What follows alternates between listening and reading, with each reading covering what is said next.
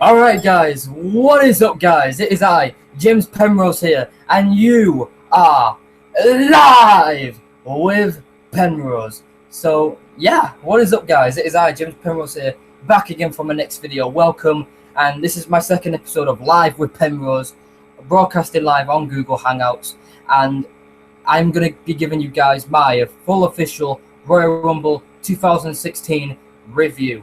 So jumping right into the thick of things, let's just go. Overall, good show, really good show, and honestly, a great start for the road to WrestleMania 32 for build-up. Honestly, this is a great platform to build upon. So let's just get right into it.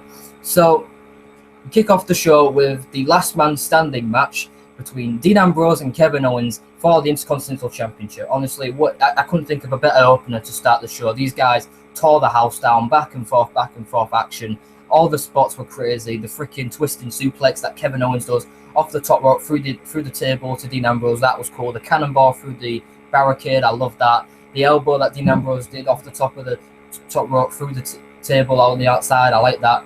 The spot at the end, though, honestly, holy crap, where Dean Ambrose pushes Kevin Owens. Kevin Owens does like a front flip over the top rope through two tables when they were set up earlier in the match, and I completely forgot that they were there. And that's what put Kevin Owens down, and Dean Ambrose won, and he's still the Intercontinental Champion. Honestly, guys, a brilliant match to start off the show. Was it Match of the Year candidate? I don't think it was. Not saying the match was shit, but a lot of people were going into this thinking it could be Match of the Year. I don't think so. It's only January. We've still got loads of more good matches to come, so this is only just the start, in my opinion. So, really good match and good way to start the show. Next match, tag titles, the Usos versus the New Day. Really not a big fan of this match, to be quite honest. It was one of them matches where we've seen it before on Raw and SmackDown 10,000 times. You know, this is for the tag titles. It's not that big of a deal. The match, they tried their hardest to put on a good match. I mean, even though I wasn't that too excited, the New Day, they're still funny. Their promo before the match, I really loved. Their match with the Usos had a decent match. Again, nothing too special. It was just okay, it happened. It was a New Day retained, which is what I predicted again. I mean, I got most of my predictions right in this video. Those are my dogs barking. Forget all that. So, yeah, New Day retained, and I'm happy with that. Next match is for the... was it for the United States Championship? Yeah, it was for the United States Championship match between Del Rio versus Kalisto. And you know for a fact that when Kalisto lost the title on SmackDown, that was literally the worst point of Kalisto, because he won the title on Raw, got that major big moment on Raw, only to lose it to Del Rio the next day on SmackDown. Like, honestly, is that what we wanted to see? No, I said it in the video that was stupid, and they need to give it back to Kalisto, and that's exactly what they did. And they had a good match. They really had a good match. This was more of a lucha-style wrestling type of match that all the indie fans and all the fans that love lucha wrestling love to see. Took two Salil del Sols, I believe, from Kalisto, and even that second one looked a bit weird, how he just went over Del Rio's head. It looked like he went over his head way too quickly, but it still connected, it still landed. Del Rio does what he can to win. Nothing can put Kalisto away. He hits the second Salil del Sol, and 1, 2, 3, and Kalisto is your new United States Champion. And honestly, I say, please WWE, give him at least a decent run all the way till Mania, because if he just loses it again to Fastlane or the next time on Raw, SmackDown, like, where'd you go from there? Like, where the hell do you go from there? So, Kalisto won. I'm happy about that. They had a good match, and let's see where they go from there. Next match is for the Divas Championship. We had Charlotte versus Becky Lynch. Now, of all the matches that happened tonight, I'm going to be going on a limb to say this match had probably the best build-up out of all of them. Yeah, because literally, it's simple storytelling that works. Like I said in my last video, how you have Charlotte as this bitch, as this woman, who's the daughter of Ric Flair, who thinks she should get everything her way, and Becky Lynch says, you know what, why did you say, you never said you would do this, you never said that you would be like Ric Flair, you said you'd be like yourself, and this would never get in the way of our friendship, what are you doing? And again, it's just stuff like this that works. And this match, they had a good match, they tore it up, back and forth action, good chain wrestling for both of them. I mean, these two girls, they have the NXT chemistry, so they know what the hell they're doing.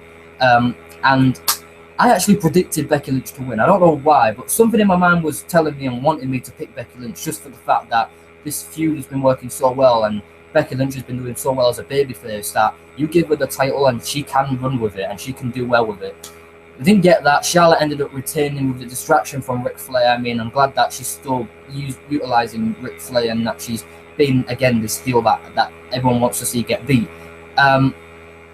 So after the match, Charlotte wins. She attacks Becky Lynch from behind, stomps out of nowhere, punches, stomps and all that. And then out of nowhere, huge music hits. None other than Sasha Banks. Sasha Banks comes out and to a huge pop. Like Orlando, Florida was a great crowd tonight. And Sasha Banks came back, attacks Becky Lynch, saying, "This is my spot. Not yours. This is my spot. I got here first."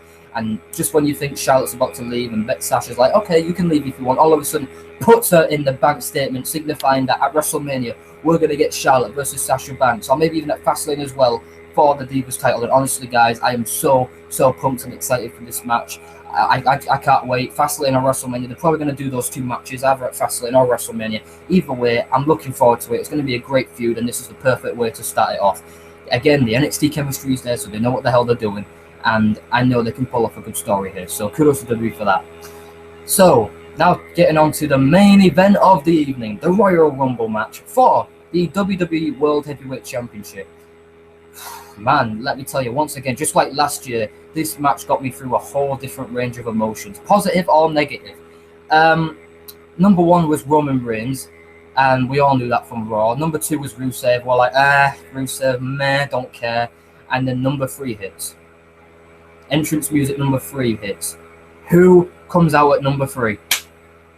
Thank fucking God. You don't know how fucking long I've been waiting for this. Number three was the phenomenal one, AJ Styles. And I was like, yes! Fucking get in there. I was like, oh, this is awesome. This is awesome. Again, Orlando, Florida, great crowd, marked out big time. And honestly, AJ Styles finally in the WWE ring. I'm happy for that. All the talent we're getting in now from NXT into the main roster as well. The future's looking bright. It really is looking bright. Even though they may not get used properly on the main roster from time to time, we're still continually growing talent from NXT, and hopefully when they come to the main roster, they'll get the same amount of freedom. It hasn't been that way lately, but hopefully that will change with AJ Styles. He came back, lasted around half an hour in the match, got a good fair amount of time. He got eliminated by Kevin Owens, who came in at number, I believe he was 17 or 18, halfway through the match he came in. And speaking of Kevin Owens, there was another surprise entrant that came in that Kevin Owens was very familiar with, and that was none other than Sami Zayn. Yes, Sami Zayn was a surprise entrant. I don't know if this is him officially moving up to the main roster. I don't think it is officially, because he's got this number one contenders match on NXT for the NXT Championship with Baron Corbin and Samoa Joe, which I'm looking forward to.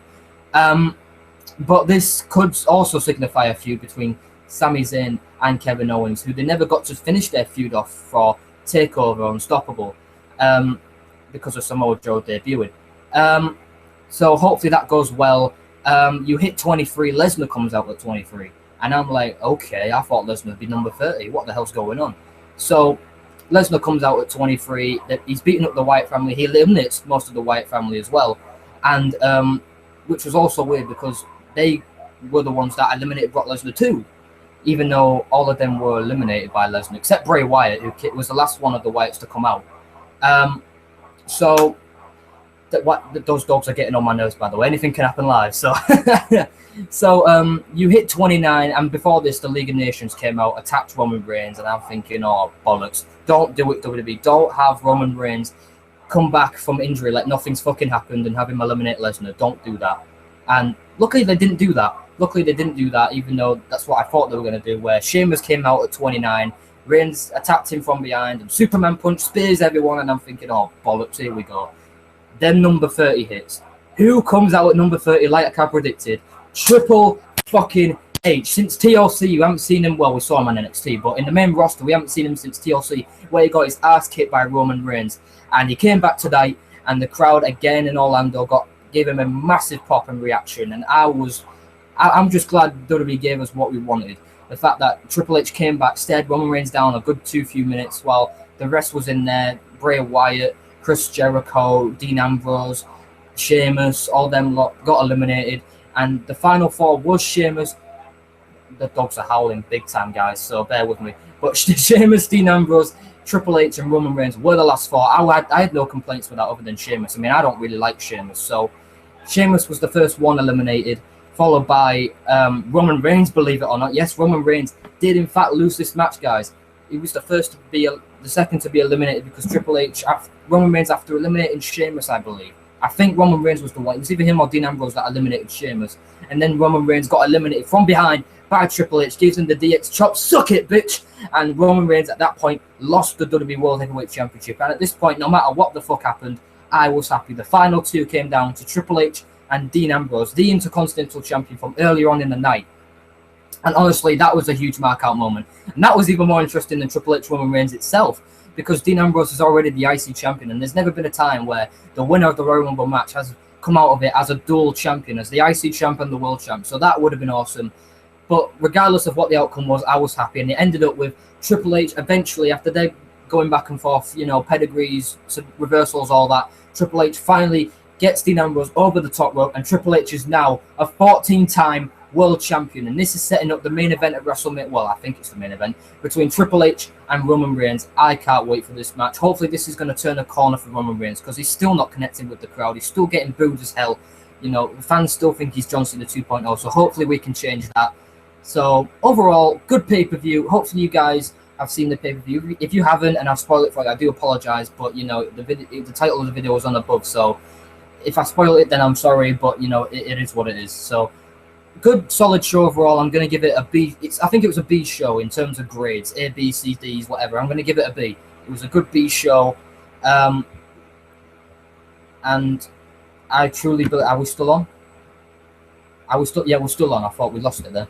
But other than that, good show, guys. Leave your thoughts and comments down below for the second episode of Live with Penrose. Other than that, guys, thank you guys for watching this video. I'm James Penrose, and all I can say is peace out, my brothers. You guys have a great day.